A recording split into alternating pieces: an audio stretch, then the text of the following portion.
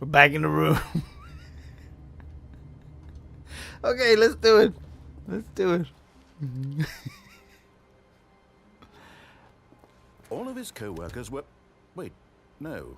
This isn't the right office, is it? Is this Stanley's office? No.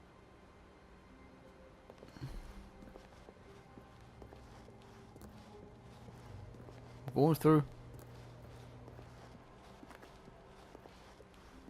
Kind of curious though as to what's it in that. When Stanley came to a set of 2 open doors, he entered the door on his left.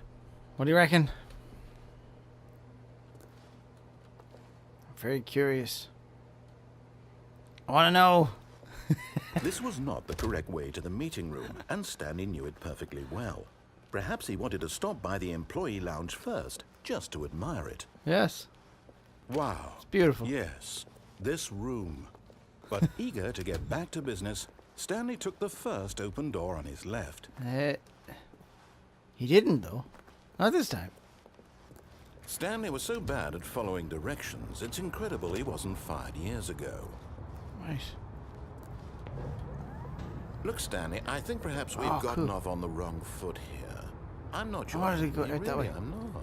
I realize that investing your trust in someone else can be difficult, but the fact is that the story has been about nothing but you all this time. There's someone you've been neglecting, Stanley.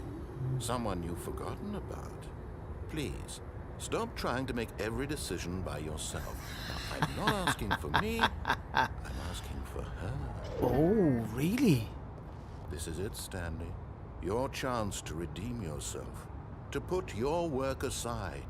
To let her back into your life. She's been waiting. Who?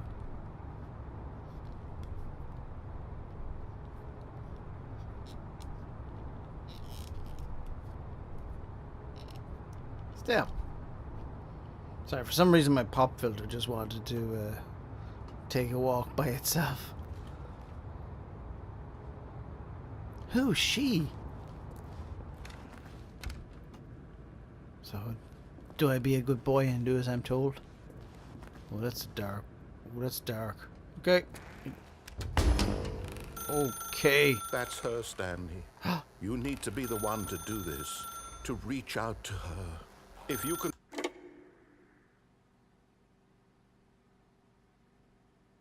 Hello? Oh, Stanley, is that you? Yeah. Hold on, sweetie. Sorry to keep you waiting. I'm just pulling the bread out of the oven. Okay. All right. Okay, there we go. I can't do anything. All right, now, I want you to come in and tell me all about your day. What? Gotcha. Oh, come on. Did you actually think you had a loving wife who'd want to commit their life to you? I'm trying to make a point here, Stanley. I'm trying to get you to see something. Come inside. Let me show you what's really going on here. Okay. Hello. So, what's really going on This is here? a very sad story about the death of a man named Stanley. No. Good morning, employee 47. Press O on your keyboard. Or maybe it's 0. Ah, come on. I did. What? Stanley is quite a boring fellow. He has a job that demands nothing of him, and every button that he pushes is a reminder of the inconsequential nature of his existence. Okay. Look at him there, pushing buttons, Oh, doing no. exactly what he's told to do. Oh no, we're Now creating he's my pushing a office. button. Now he's eating lunch. Now he's going home. Now he's coming back to work. One might even feel sorry for him, except that he's chosen this life. Oh no. But in his mind, he can go on fantastic adventures. You got me into From this. behind his desk, Stanley dreamed of wild expeditions into the unknown, fantastic discoveries of new lands. It was wonderful. And each day that he returned to work was a reminder that none of it would ever happen to him. I see. To watch TV. And so he began to fantasize about his own job. First, he imagined that one day while at work, he stepped up from his desk to realize that all of his co-workers, his boss, everyone in the building had suddenly vanished off the face of the earth. The thought excited him terribly. I spent 3 times. So he went further. He imagined that he came to 2 open doors and that he could go through either. At last, choice. It barely even mattered what lay behind each door. The mere thought that his decisions would mean something was almost too wonderful to behold. What if I press or? Alright, nothing happens, okay. As he wandered through this fantasy world, he began to fill it with many possible paths and destinations.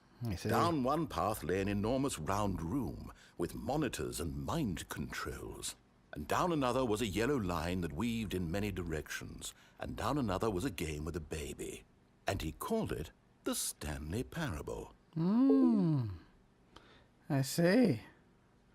It was such a wonderful fantasy, and so in his head he relived it again, and then again, and again, over and over, wishing beyond hope that it would never end, that he might always feel this free. Surely there's an answer down some new path, mustn't there be? Perhaps if he played just one more time. I see what you're doing. But there is no answer. How could there possibly be? In reality, all he's doing is pushing the same buttons he always has. Making Nothing my has office changed. again. The longer he spends here, the more invested he gets. The more he forgets which life is the real one. I have to do what I'm told. And I'm trying to tell him this, that in this world he can never be anything but an observer, that as long as he remains here, he's slowly killing himself. But he won't listen to me. He won't stop. Here, watch this. Stanley, the next time the screen asks you to push a button, do not do it. Okay.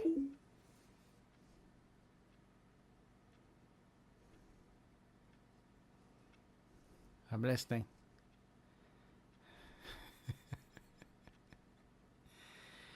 No.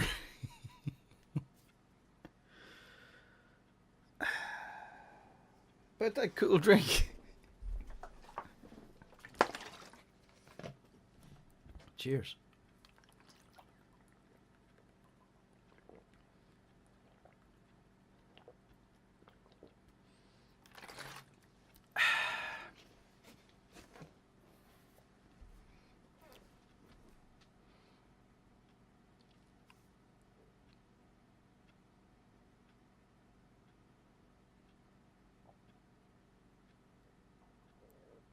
I guess I'm not getting out of here unless I press 8, huh?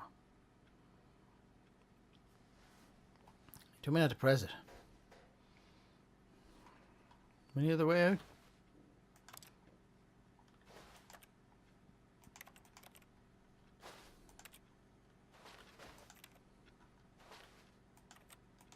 Let me out.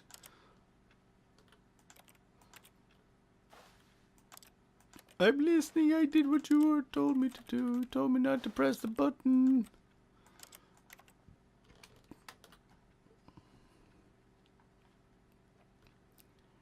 You're in the light fixture, aren't you? You're looking down at me. Aren't you? Tell me.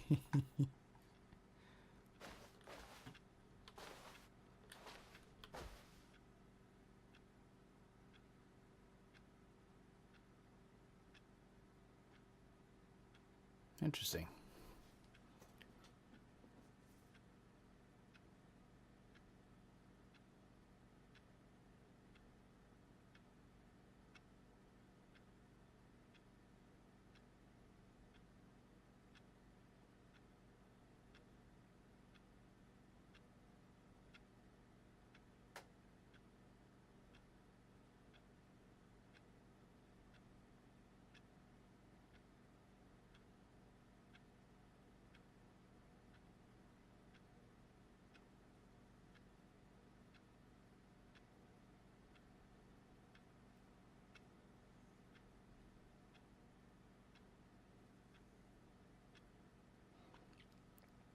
Well, if nothing else, we get to see a working clock.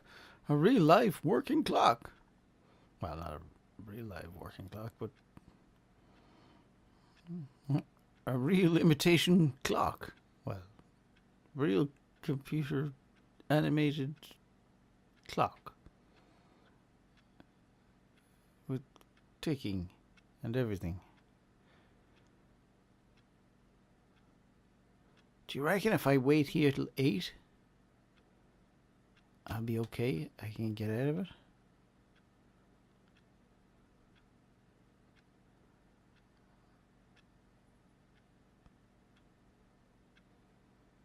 That's a long wait. It's 2.5 hours. I don't have 2.5 hours to wait.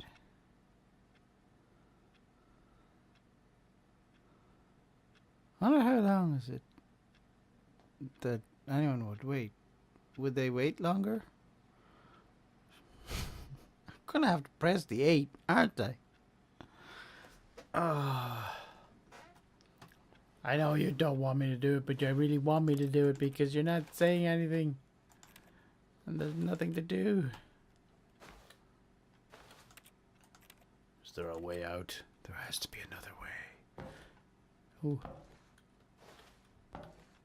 Ooh. Different sounds on the floor. I'm actually just at my desk, asleep, pressing buttons. That just sounds like pressing buttons. Okay. You win. You ready? You see? Can he just not hear me? How can I tell him in a way that he'll understand that every second he remains here, he's electing to kill himself? How can I get him to see what I see? How can I make him look at himself? Give me a mirror. Phone. No. Move the chair.